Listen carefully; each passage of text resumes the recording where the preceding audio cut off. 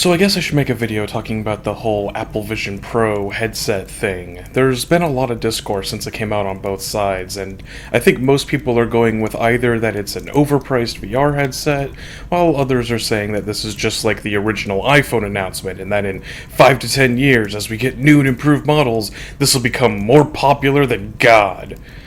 Though, before we can even really talk about these arguments, first things first, there's also been a lot of confusion as to what this thing even is. The preview video really makes it look more like it's a true augmented reality device akin to the Microsoft HoloLens from a while back. To be clear, that device specifically has transparent screens so that you can physically see through them passively even if the device is off. Then it can display images on those screens to overlay them onto reality in real time. Now, Apple's device is doing something similar, but from what I can tell, it is using a purely digital approach. You cannot physically see through the headset. If you put it on while it's powered off, you'll just see nothing because you'll be looking at a blank screen. So it works a lot more like a traditional VR headset like the Oculus or the Valve Index of today. And what it does do is it uses its external cameras, which presumably also assist with its inside-out tracking systems, to project your outside environment to the internal screens. This does mean that the Apple's device avoids the problem that Microsoft's HoloLens has, where projecting something onto a transparent screen means that inevitably the images are also going to be at least partially translucent. Not to mention that the qualities that have to be sacrificed in order to make the screens transparent in the first place. However, Apple's solution also comes with its own downsides. Running all of those cameras and effectively live streaming the outside world is inevitably a lot more power hungry than just a physical passive solution, which I have to imagine contributes to the whole 2-hour battery life issue, which is probably not helped even further by the fact that there is an external screen purely to try and create the illusion that you can actually see through the device.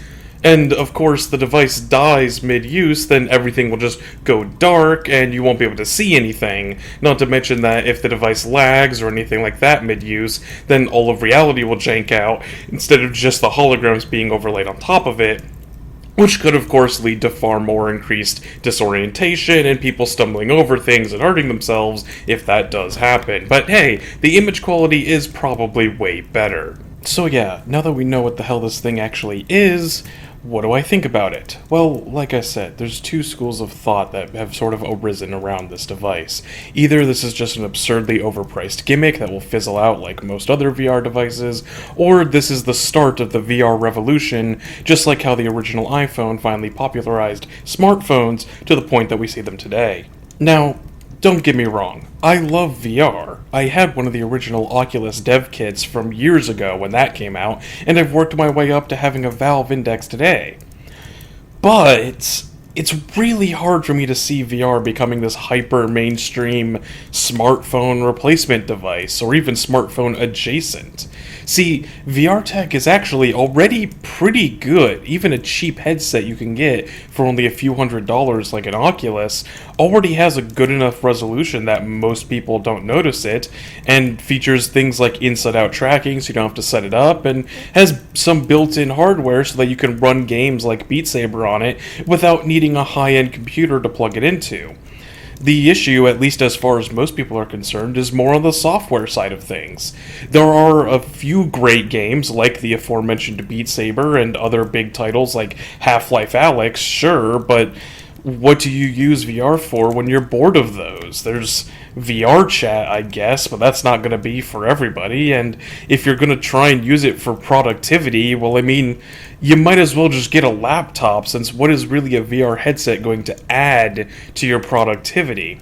And that's the thing, Apple doesn't really push products through software. They don't typically rely on things like killer apps to get people to use their devices. They're very much a hardware-focused company where they try to make things run smoothly and have have really solid UI and UX to make them easy to use. And to be fair, they're usually pretty good about that. You can say what you want about the company or how overpriced their products are, but at the very least, their products tend to run really smoothly and be very intuitive to use.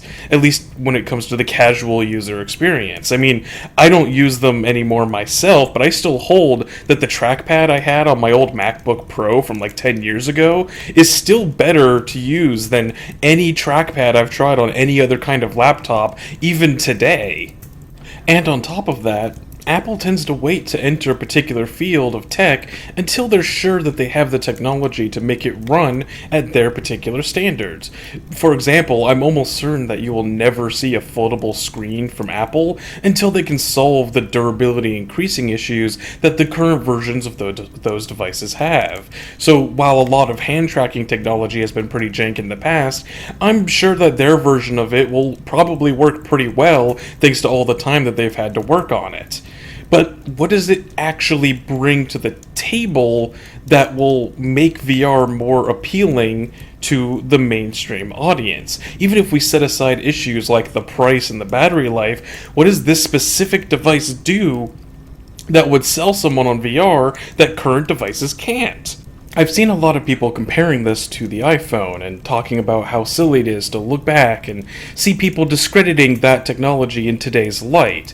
Even if it was a lot more basic and nowhere near as fully featured as today's smartphones, the thing is that even then the concept of a smartphone at least made some sense and provided something that we didn't really have at the time. Sure, people had MP3 players and flip phones and ways to browse the web on laptops and such, but the smartphone provided an all-in-one solution that made it so that you wouldn't have to carry all those devices around.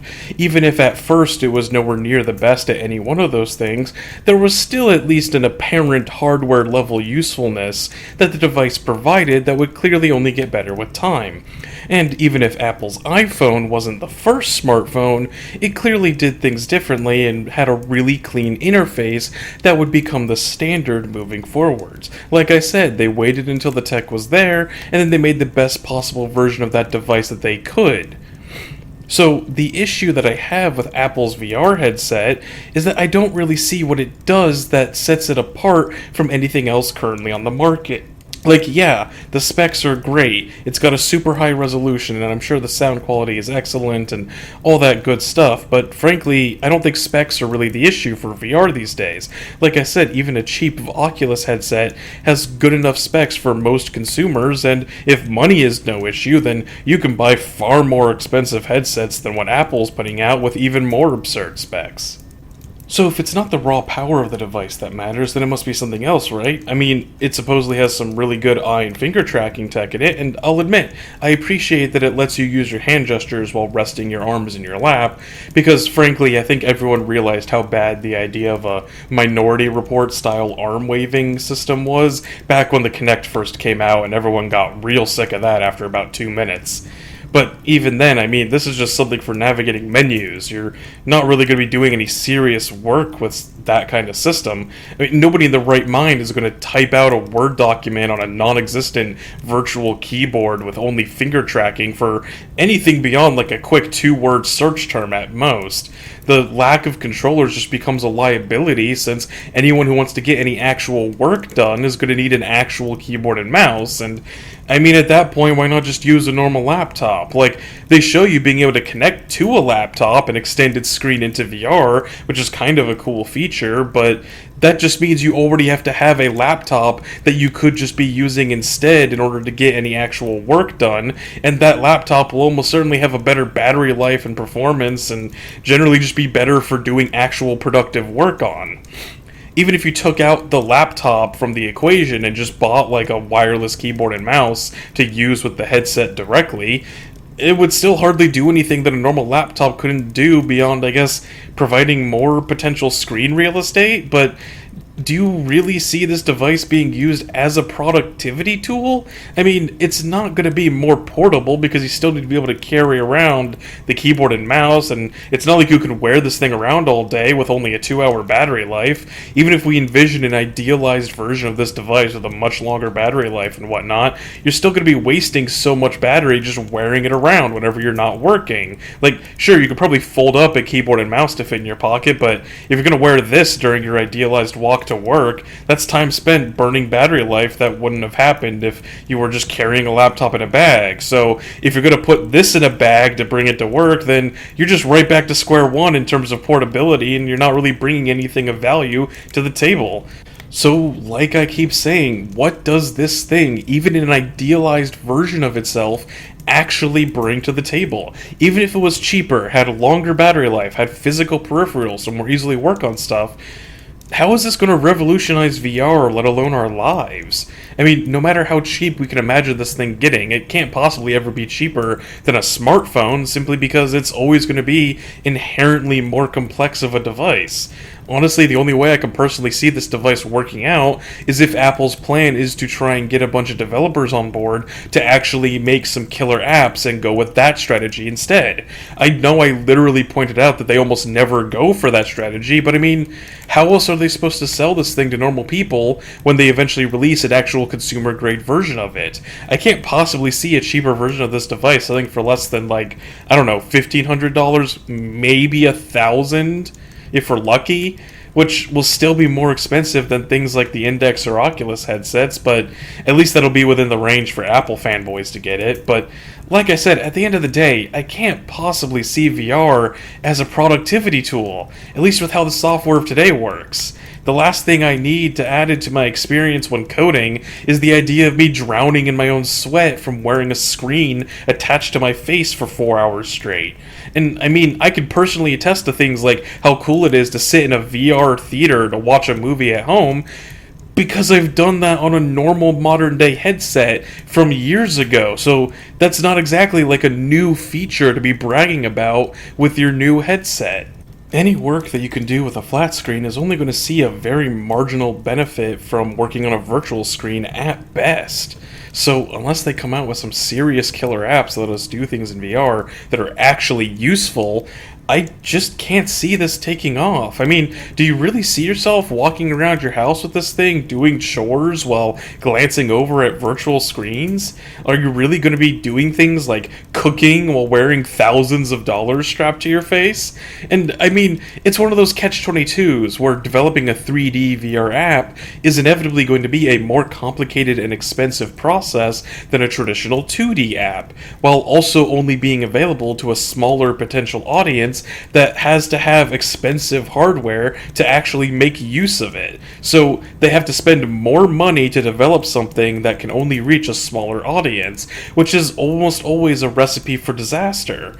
Not to mention that there's nothing hardware-wise that I can think of for being a reason as to why something developed for Apple's headset couldn't also be ported to other headsets like the Index and Oculus. Look, I mean, trust me, I want to be wrong about this. I've always been a big VR enthusiast, and I love VR gaming and watching movies in a virtual theater and all that good stuff, but without the software to actually do something in VR, something that is only possible in VR and a better experience than what you could do on a traditional flat screen, then this device is going to be useless. I mean, my headset has been collecting dust for a long time now just because nothing noteworthy has come out in the VR space lately, and there's only so many times I can boot up Beat Saber and Half-Life Alyx. I mean, maybe there will be some truly incredible software released for this device, and that'll inspire all the other VR companies to make similar software that will really blow up the VR scene, and maybe that'll finally get things over the tipping point that we need for VR to become mainstream. And maybe I'm just missing something that will really turn this device into a big deal on a hardware level. So, by all means, if you want to continue the conversation in the comments, feel free to let me know your thoughts on this device, and if you think that there's some fundamental aspect of this headset that will really improve upon the VR scene, or even maybe just a potential future version of this thing that's hopefully a lot cheaper and such. I mean, what features do you think that a device like this is going to need for it to reach a more widespread audience and really make VR mainstream?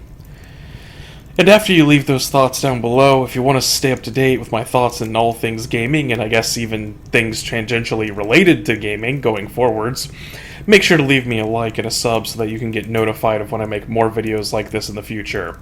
And with that, I guess I'll see you guys next time.